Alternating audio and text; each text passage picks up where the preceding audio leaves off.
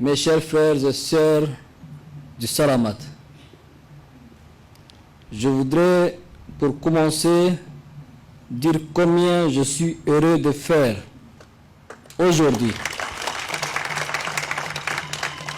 ce déplacement dans la province du Salamat, connu par le labeur de sa population, la fertilité de sa terre est communément reconnue comme le grenier du Tchad tout entier. Je tiens à rendre grâce au Tout-Puissant, Allah, pour m'avoir permis de me retrouver dans cette belle ville d'Amtiman, chef-lieu de la province du Salamat, entouré de mes frères et sœurs pour discuter dans la sincérité et la cordialité. Il me plaît également d'exprimer à cette occasion mes vifs remerciements à l'ensemble du comité d'organisation ainsi qu'à toutes les personnes mobilisées localement et à partir de la capitale pour les efforts si bien conjugués dans la parfaite organisation de cette visite. Merci pour cette mobilisation exceptionnelle et pour cet accueil si fraternel et si chaleureux que vous avez bien voulu nous réserver. Mes chers frères et sœurs, en effectuant cette visite, j'ai voulu palper les réalités du Salamat, mais aussi saluer de vive voix l'attachement à la paix, à l'unité et à la cohabitation pacifique dont le Salamat a toujours fait preuve, malgré un contexte national difficile et une proximité géographique avec la Centrafrique et le Soudan, deux pays voisins qui traversent des conflits aux répercussions énormes sur le Salamat en particulier et le Tchad en général.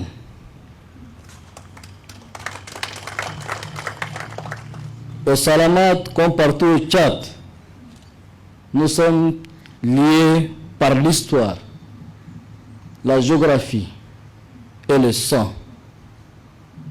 Nous sommes un peuple brassé, uni et indivisible. Nous devons cultiver l'harmonie dans notre diversité, mais aussi et surtout valoriser le respect de la sacralité de la vie humaine.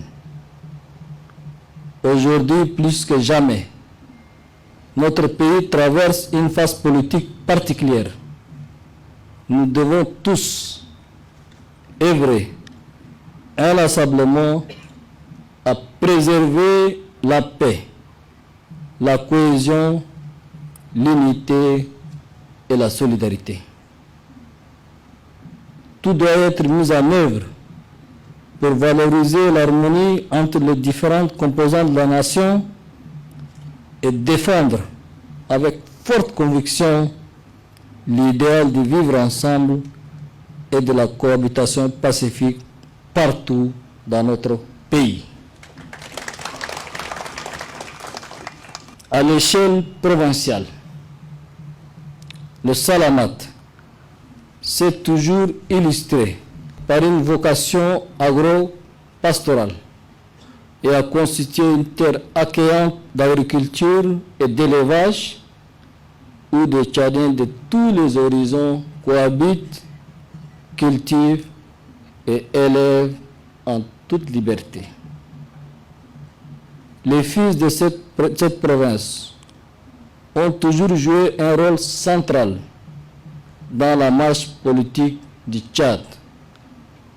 Je voudrais les inviter à s'engager résolument dans la réussite de la transition en contribuant à la sauvegarde des acquis de la paix et de la démocratie dans notre pays, des acquis obtenus au prix de sacrifices indéniables.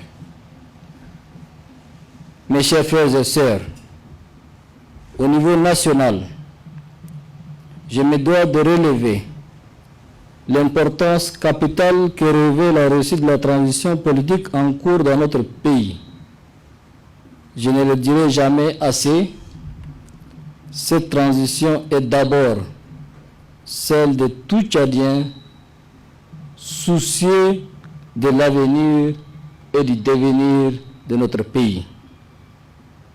Nous devons agir ensemble afin de repartir sur des bases fondamentalement nouvelles et solides pour bâtir ensemble un autre Tchad, un Tchad uni, réconcilié, havre de paix et résolument tourné vers le développement intégré et durable.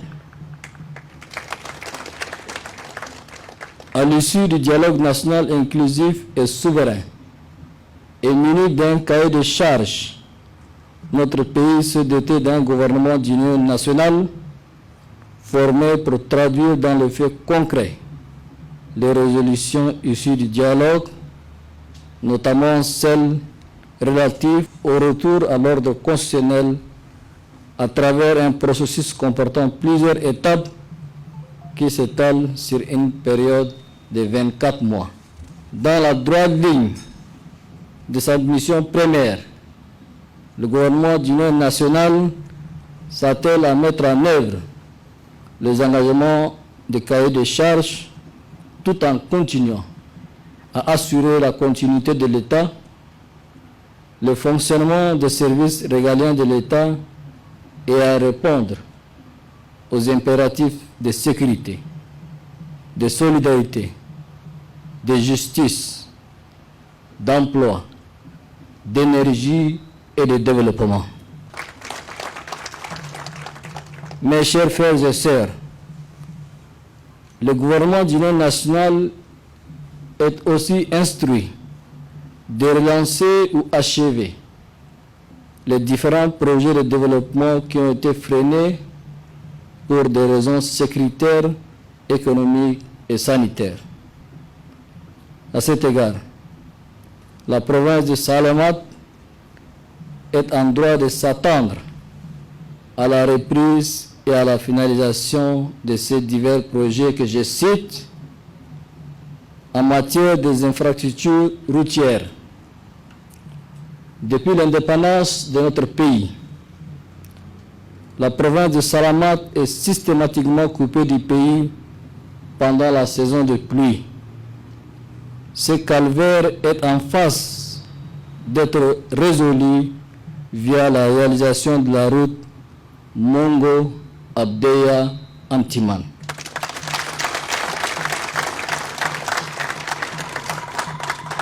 Ainsi, la première phase concerne le bitumage de la route Mongo-Abdeya et la construction d'un pont sur le bar Azoum, dont le lancement des travaux ont été faits par le ministre des Infrastructures en mars 2023. Et ils doivent être réalisés dans les délais contractuels et dans les règles de l'art. Les entreprises contractuelles doivent par conséquent se mobiliser très activement sur ce chantier de désenclavement pour tenir les délais et nous ne transigerons pas à cet effet. Le ministre des Infrastructures est instruit d'y veiller et je suivrai personnellement l'exécution des travaux. Il est également programmé de relier Antiman au réseau routier national.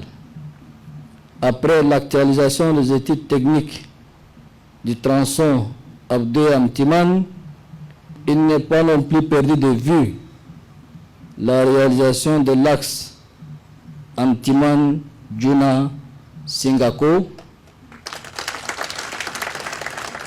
Le gouvernement est en négociation avec la BAD Banque africaine de développement pour un désenclavement total de la province en concrétisant ces projets. Amtiman ne doit plus être isolé durant la saison pluvieuse. J'instruis le ministre des Infrastructures de finaliser les travaux d'urgence très rapidement pour éviter que la ville ne soit coupée du reste du pays pendant l'hivernage. En matière des infrastructures sanitaires et éducatives, pour un meilleur accès aux services de santé de base, la construction de l'hôpital provincial moderne d'Amtiman est terminée, dont les équipements sont en cours d'être livrés. 32 centres de santé ont été construits et d'autres ont été réhabilités. Tous les centres de la province, soit en total 49 centres, seront électrifiés par l'énergie solaire. Après un audit transparent, il nous faut poursuivre la reprise des travaux suspendus à cause des difficultés financières. Il en sera ainsi pour le lycée moderne d'Amtiman, en arrêt, mais pour lequel l'entreprise a été payée à 84%, alors que le niveau d'avancement physique n'est qu'à 55%. De même, j'instruis que les travaux de construction des écoles dans les départements qui ont été repris soient accélérés, et notamment des écoles à Haras, à Abdeya, à Amtiman et à Bar Azoum. En matière d'énergie, 3 mégas en solaire plus 6 mégas en batterie seront fournis pour la ville d'Amtiman.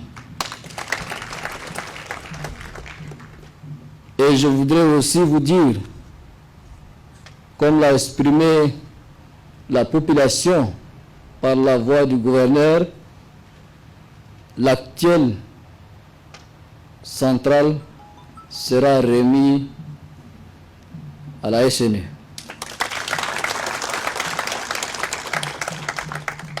En matière de l'eau, la construction de 2 châteaux d'eau de capacité de 500 mètres cubes chacun est attribuée et les travaux commenceront incessamment pour servir la ville de Amtiman et Abdeya.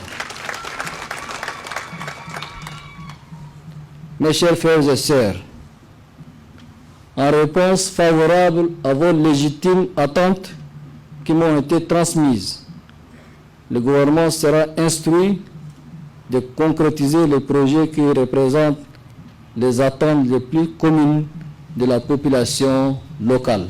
La concrétisation de ces attentes est de nature à impacter positivement la vie de la population de la province et tout ce qui contribue à améliorer les conditions de vie et de travail pour nos concitoyens aura l'attention requise. Mes chers frères et sœurs, je voudrais à présent m'adresser aux autorités locales et coutumières. 1. Chaque gouverneur doit produire mensuellement un rapport sur les agents d'État absents de leur poste sans justification et adressé à leur département de tutelle avec une copie au ministre des Finances. 2. Les nominations par message doivent cesser. Nombreux sont ceux qui n'ont pas de salaire étant désignés par message arnaquent la population. Cela doit cesser. Cela doit cesser et parallèlement, le gouvernement doit rehausser le salaire et avantages des préfets et sous-préfets et mettre en place un comité de veille des règlements des conflits. 4. La justice est décriée à juste titre. Aucune justice parallèle ne doit être acceptée et l'indépendance de la justice doit être respectée. 5. Le gouvernement est instruit pour la prochaine phase du programme national de développement PND d'identifier avec les autorités locales et les populations les projets programmés qui doivent être intégrés. Chaque gouverneur va coordonner ces consultations. Tous les projets doivent partir de la base au centre. 6. L'exode rural est devenu un fléau pour le Tchad. Il est urgent que les activités génératrices de revenus soient impulsées dans chacune de nos provinces afin de créer des emplois locaux. 7. Je demande aux chefs coutumiers d'être des acteurs de développement en restant présents au sein de leur population et au respect strict des lois de la République.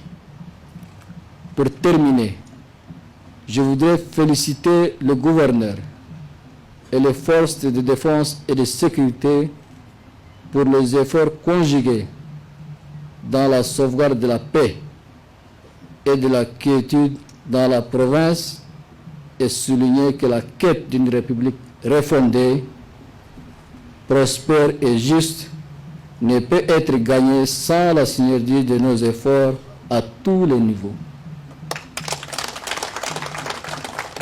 J'en appelle donc au sens de la responsabilité individuelle et collective. Que Dieu vous bénisse.